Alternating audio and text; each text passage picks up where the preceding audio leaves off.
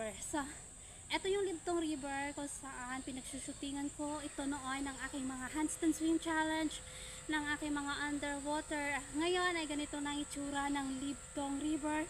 Dati ay natatanaw ko lang ito noon mula dun sa baba. Ngayon ay andito na ako mismo sa taas ng Libtong River. Dahil nga sa inaayos dito na riprap. So, kaya ito na ang itsura ngayon ng Libtong River. So, naaakyat ko na. Dati kasi to ay maraming mga bato-bato dito sa taas. Ngayon ay lupa na dahil nga pinagbubungkal itong Libtong River. So, susubukan ko na makit banda din sa taas.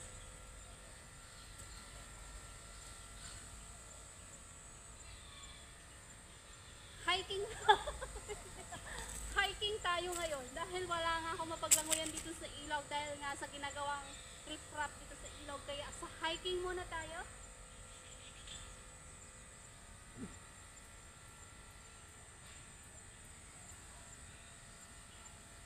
Napakalambot ng pala yung lupa ito kapag talaga naggalaw. Ayun, parang yung buga sa amin kung tawagin.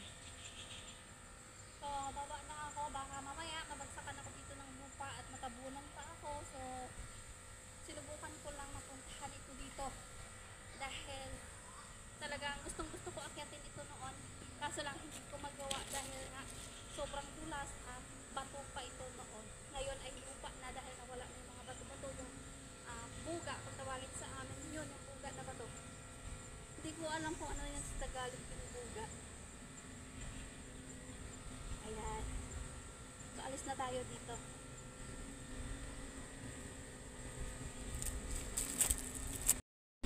Ayan naman yung nasa baba ng Libtong River, itong aking inakyatan. Ayan yung ilog na aking pinagsushootingan noon.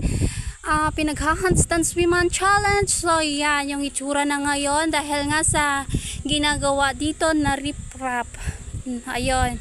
So, ang maganda na yung ilog, kaso lang talaga ay nawala na yung mga pinaglalanguyan ko dito, kaya pahirapan na rin yung aking pag-shooting ngayon dito sa ilog. Pero kahit ganun pa man, ay tuloy pa rin ang laban, tuloy pa rin ang aking pag-shooting, ang aking pag-vlog, kahit ngayon ay hindi talaga sa tubig yung aking mga content.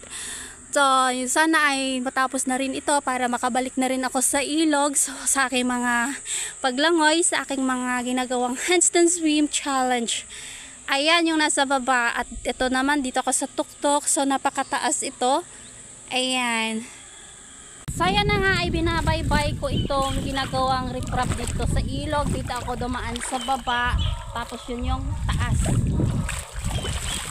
So, ito na yung itsura ng ilog. Ito na yung ginagawang riprap dito sa ilog, dito sa aming lugar, dito sa ilog.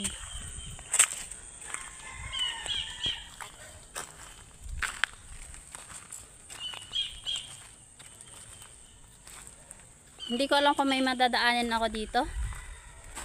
Ayan yung riprap.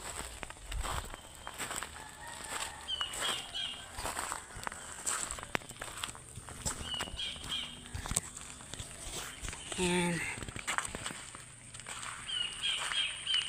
So, pwede pala dumaan dito. Mababaw lang pala. Akala ko kasi malalim. Ayan. Yung riprap.